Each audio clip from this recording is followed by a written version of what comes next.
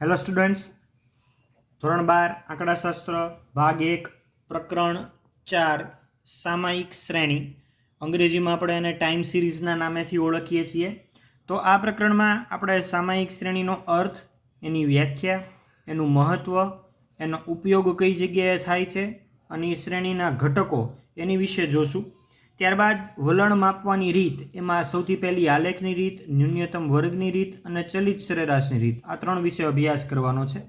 તો સૌથી પહેલાં વ્યાખ્યાથી શરૂઆત કરીએ કે સામાયિક શ્રેણીનો અર્થ અને વ્યાખ્યા શું છે. તો સામાયિક શ્રેણીનો અર્થ શું છે? તો અમુક સમયે એકત્રિત કરેલી અને સમય અનુસાર ગોઠવવામાં આવેલી આંકડાકીય માહિતી જે છે એને સામાયિક શ્રેણી કહેવાય. અમુક ચોક્કસ સમયગાળો હોય, એમાં જે છે અમુક માહિતી જે છે એ એકત્રિત કરેલી હોય અને એને આપણે સમય અનુસાર ગોઠવીએ, બરોબર છે, અને એની જે આંકડાની જે માહિતી મેળવીએ એને સામાયિક શ્રેણી કહેવાય. દાખલા તરીકે દેશની વસ્તી. તો જો દેશની વસ્તીના આંકડા તમે સમય અનુસાર ગોઠવો તો માની લો કે તમે એવું કહી શકો કે 2001માં દેશની વસ્તી જે છે એ 100 કરોડ હતી, 2011માં દેશની વસ્તી જે છે એ 115 કરોડ હતી, 2021માં જે દેશની વસ્તી જે છે એ 125 કરોડ છે. તો આ તમે આંકડાકીય માહિતી મેળવી કહેવાય, બરોબર. એના સમય પ્રમાણે તમે ગોઠવી કે 2001માં આટલી, 2011માં આટલી, 2021માં આટલી, તો આ માહિતી કહેવાય. આ ઉપરાંત ખેતીની પેદાશ, એટલે કે આ વખતે વરસાદ પડ્યો તો ખેતીમાં કઈ વસ્તુની કેટલું ઉત્પાદન થયું, જથ્થાબંધ ભાવનો આંક, જીવન નિર્વાહ સૂચક આંક, આયાત નિકાસની માહિતી, બરોબર, બેરોજગારીના આંકડા, આ વગેરે માહિતી જે છે એ સમય ઉપર આધારિત છે. તો આ દરેક જે માહિતી જે છે એને અમુક સમયાંતરે આપણે ગોઠવીએ છીએ એને આપણે સામાયિક શ્રેણી કહીએ છીએ. એની વ્યાખ્યા, તો નિયત સમયે એટલે ચોક્કસ સમયે લેવામાં આવેલા અવલોકનોનો સમૂહ એને સામાયિક શ્રેણી કહેવાય. જો દાખલા તરીકે પહેલા વર્ષે જે છે એ Y1 અવલોકન હોય, બીજા વર્ષે એનું અવલોકન Y2 હોય, ત્રીજા વર્ષે એનું અવલોકન Y3 હોય, એમ એનમા વર્ષે એનું અવલોકન YN હોય. એટલે કે નિયત સમયે, ચોક્કસ સમયે લેવામાં આવેલા અવલોકનોનો સમૂહ જે છે એને આપણે સામાયિક શ્રેણી કહે છે. સામાન્ય રીતે આ જે છે એ સમાન સમયાંતરે, એટલે કે વર્ષનો જે સમયગાળો હોય ને એ સમાન હોય. જો અહીંયા મેં પહેલા વર્ષે લીધું, પછી બીજા વર્ષે, પછી ત્રીજા વર્ષે, આવી રીતે સમય જે છે એની વચ્ચેનો સમયગાળો જે છે એ સમાન હોય, રાઈટ. આગળ, તો આમાં જે સમય માટેનો જે ચલ છે ટી ફોર ટાઈમ, એ નિરપેક્ષ ચલ છે અને YT જે છે એ સાપેક્ષ ચલ છે. એને કોષ્ટકમાં નીચે આપ્યા એ પ્રમાણે આપણે દર્શાવી શકીએ. આગળ જોઈએ તો સામાયિક શ્રેણીનું મહત્ત્વ. તો આનું મહત્ત્વ શું છે? તો પહેલું, કિંમતમાં થતા ફેરફારોની દિશા અને તરાહ જાણી શકાય. કિંમતમાં કોઈ પણ વસ્તુની કિંમતમાં ફેરફાર થાય તો એના પરિણામ આપણને કેવા મળે? દાખલા તરીકે જેમ જેમ સમય આગળ વધે તો વસ્તી વધતી જાય છે તો એની શું અસર થશે એની આપણે માહિતી મેળવી શકીએ. એટલે કિંમતમાં થતા ફેરફારોની મદદથી તે વસ્તુની દિશા અને તરાહ જાણી શકીએ. એક. બીજું, ભવિષ્યમાં થતા ફેરફારોનો અંદાજ મેળવી શકાય. જુઓ, માની લો કે 2021માં ભારતની વસ્તી જે છે એ 125 કરોડ છે, તો 2031માં ભારતની વસ્તી કેટલી હશે? તો ભવિષ્યમાં વસ્તીમાં શું ફેરફાર થશે? વધશે, ઘટશે, એમનેમ રહેશે, એની માહિતી તમે મેળવી શકો. આગળ, ભવિષ્ય માટે અગત્યના નિર્ણયો લઈ શકાય. માની લો કે 2031માં ભારતની વસ્તી જો 125 કરોડથી વધીને માની લો કે 135 કરોડ થાય છે, તો એ વસ્તીને નિયંત્રણમાં લાવવા માટે આપણે કયા નિર્ણયો લઈ શકીએ? એટલે ભવિષ્યમાં માટે અગત્યના નિર્ણયો લઈ શકાય. પછીનું, માહિતીનો તુલનાત્મક અભ્યાસ કરી શકાય. એટલે 2001માં થતી ભારતની વસ્તી, 2011માં ભારતની વસ્તી, 2021માં ભારતની વસ્તી અને 2031માં ભારતની વસ્તી, આનો તમે તુલનાત્મક, એટલે આમાં તમે વસ્તીઓને સરખાવીને એની માહિતી જે છે એ મેળવી શકો. તો 4 જે છે એનું મહત્ત્વ છે.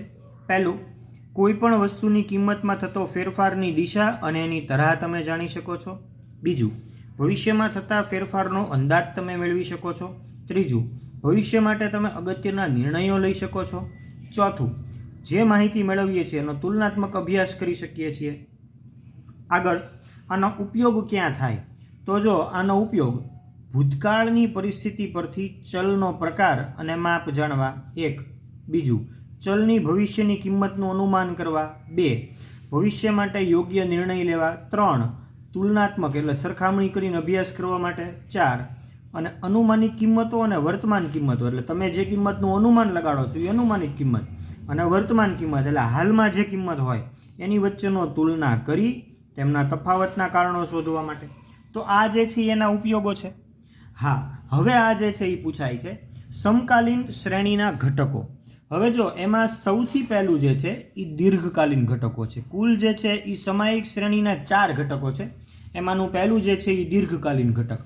તો દીર્ઘકાલીન ઘટક એટલે એવા ઘટકો જે લાંબા સમયના અંતરે સામયિક શ્રેણીમાં જોવા મળતી સ્થાયી અસર દર્શાવતા માપને દીર્ઘકાલીન ઘટક કહેવાય. દીર્ઘ એટલે વધુ, દીર્ઘકાલીન ઘટક એટલે એવા ઘટકો કે જેની અસર લાંબા સમય સુધી વર્તાય, લાંબા સમય સુધી જોવા મળે. બરોબર. જો વલણ વધતું હોય અથવા ઘટતું હોય અથવા સ્થિર પણ હોઈ શકે. તે સામયિક શ્રેણીની ચલ રાશિમાં રહેલા ચલનની દિશા અને તેના ગાણિતિક સ્વરૂપનું નિરૂપણ કરે. દીર્ઘકાલીન ઘટકનું જો કોઈ ઉદાહરણ હોય તો વસ્તી. આ એનું ઉદાહરણ આપણે જોઈ શકીએ કે ભારત દેશમાં તમે જુઓ માણસોની સંખ્યા વધતી જાય છે. બરોબર. તો માણસોની સંખ્યા વધતી જાય છે તો એના માટે આ જે છે એ દીર્ઘકાલીન ઘટક થયું. બરોબર. હા, તો આ દીર્ઘકાલીન ઘટક થાય કારણ કે જેમ જેમ સમય વધે છે એમ એમ વસ્તી વધે છે. બરોબર. તો જેમ સમય વધતો વધારે જશે એમ વસ્તી વધારે વધતી જશે તો આ દીર્ઘકાલીન ઘટક થયું. એમાં જે ફેરફાર જોવા મળે એ લાંબા સમયના અંતરે જોવા મળે. એને આપણે સંકેતમાં ટી એટલે કે ટી કેપિટલ અને ટી સ્મોલ એ રીતે દર્શાવીશું. તો સામયિક શ્રેણીનો પ્રથમ ઘટક જોયો દીર્ઘકાલીન ઘટક કે જેની અસર લાંબા સમયના અંતરે જોવા મળતી હોય તેને દીર્ઘકાલીન ઘટક કહેવાય. તેમાં વલણ જે છે એ વધતું હોય અથવા ઘટતું હોય અથવા સ્થિર પણ હોઈ શકે. બરોબર છે. એને આપણે સ્મોલ ટી અને કેપિટલ ટી આવી રીતે સફિક્સમાં દર્શાવી શકીએ. આગળ જોઈએ બીજો જે ઘટક જે છે એનો એ છે મોસમી ઘટક. જેવું એનું નામ એવું જ એનું કામ. મોસમી ઘટક એટલે એવો ઘટક કે જે સિઝન ઉપર આધારિત હોય એટલે કે મોસમ ઉપર આધારિત હોય. જુઓ, વર્ષના નિર્ધારિત સમયગાળામાં એટલે કે એક વર્ષમાં આપણને ખબર છે 3 પ્રકારની જે છે એ સિઝનનો જે છે આપણે સામનો કરીએ છીએ: શિયાળો, ઉનાળો અને ચોમાસું.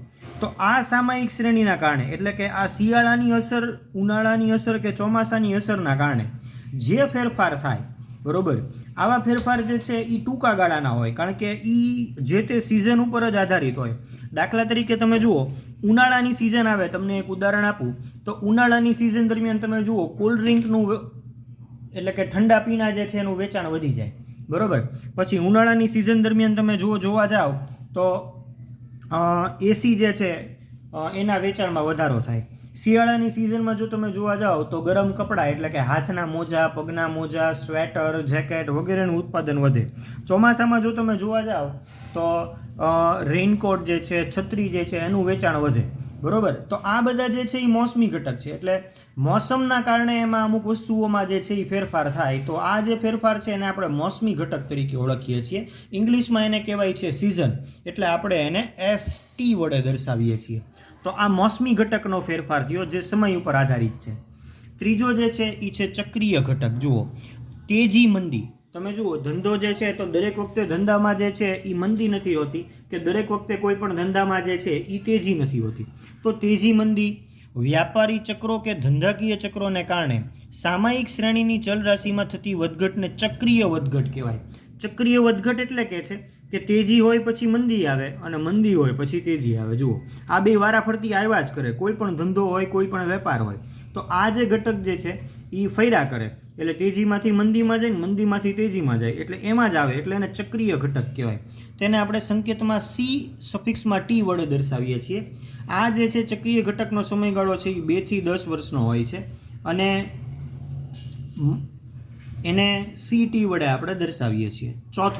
ચોથો જે છે એ છે યાદચ્છિક અથવા તો અનિયમિત ઘટક. જુઓ, તો કેટલીક રાજકીય, કુદરતી કે આકસ્મિક કારણોને લીધે સામયિક શ્રેણીની ચલરાશિમાં થતી જે વધઘટ છે એ અનિયમિત હોય. દાખલા તરીકે જુઓ, કેટલીક કુદરતી હોનારત થાય. દાખલા તરીકે ભૂકંપ આવે ભૂકંપ આવે તો એ વખતે જુઓ તમે બધી માલ સામાન ચીજ વસ્તુઓનું બધું નુકસાન થાય, તો એવા સમયે છે ને ખાદ્ય પદાર્થની ચીજ વસ્તુઓ જે છે એના ભાવમાં વધારો થાય, ખૂબ જ વધારો થાય, બરોબર. તો આ જે ફેરફાર છે ને એ અનિયમિત ઘટક કહેવાય. બીજું તમને ઉદાહરણ આપું, દાખલા તરીકે આગ લાગવી. તો જો આગ લાગે એના કારણે જો આગ કાંઈ દર વર્ષે ન લાગે, બરોબર. આપણે એવું ન કરીએ કે કહી શકીએ કે આગ જે છે એ દર 5 વર્ષે લાગે, આપણે એવું ન કહી શકીએ કે દર 10 વર્ષે લાગે. એવું બને કે 25 વર્ષમાં ક્યારે આગ પણ ન લાગે કોઈ પણ જગ્યાએ, કોઈ પણ વેપાર કે ધંધામાં, એવું પણ બને. અને એવું બને કે 10 વર્ષમાં 2 વખત આગ લાગી જાય. તો આગ લાગવી જે ઘટના જે છે એ અનિયમિત ઘટક કહેવાય, કારણ કે એ કોઈના ઉપર આધારિત નથી, એ જે છે એ કુદરતી ઘટના છે. તો કુદરતી ઘટનાના કારણે સામયિક શ્રેણીમાં જે ફેરફાર થાય એને જે છે એ આપણે યાદચ્છિક અથવા અનિયમિત ઘટક જે છે એને કહીએ છીએ. એને આપણે RT વડે દર્શાવીએ છીએ. તો જુઓ, સામયિક શ્રેણીના કુલ 4 ઘટક જે છે એ આપણે જોયા. સૌથી પહેલું જે છે એ આપણે જોયું દીર્ઘકાલીન ઘટક, ત્યાર પછી બીજું જે આપણે જોયું એ જોયું મોસમી ઘટક, ત્રીજું જે છે એ આપણે જોયું ચક્રીય ઘટક, અને એની પછી જે જોયું આપણે યાદચ્છિક અથવા અનિયમિત ઘટક. આ જે છે એનું યોગનીય મોડલ જે છે એને આપણે આ રીતે દર્શાવી શકીએ છીએ. તો આ જે છે એનું યોગનીય મોડલ જો તમારે દર્શાવવું હોય તો જો એને તમે આ રીતે દર્શાવી શકો. આ રહ્યું, જો આ ત્રીજું, કે સમય t પર આધારિત સામયિક શ્રેણીના કુલ yt ની કિંમત, એટલે કે એનું યોગનીય મોડલ. તો જો yt બરાબર જો આ રીતે દર્શાવેલું છે, બરોબર. t ઓફ t એટલે આ જે છે એ એનું વલણ છે, કયું? લાંબા ગાળાનું વલણ. st એ મોસમી ઘટકનું વલણ છે, ct એ ચક્રીય ઘટકનું વલણ છે, અને RT એ યાદચ્છિક ઘટકનું વલણ છે. આ જે આપણે લાંબા ગાળાના ઘટક જોયા હતા એ દર્શાવે છે, આ આપણે મોસમી ઘટક જોયા હતા એ દર્શાવે છે, આ જે આપણે ચક્રીય ઘટક જોયા હતા એ દર્શાવે છે, અને આ જે છે એ યાદચ્છિક ઘટક જે છે એ દર્શાવે છે. તો આની પછીના લેક્ચરમાં આપણે એનો આલેખ જે છે એની ગણતરી કરશું અને એની વિશે માહિતી મેળવશું. તો આ જે લેક્ચર છે એમાં અહીં સુધી જ રાખીએ છીએ. આજના લેક્ચરમાં જેટલું આપણે ભણ્યા એટલું એક વખત તમારે મને લખીને દેખાડવાનું છે. સો that's all four today. Thank you students.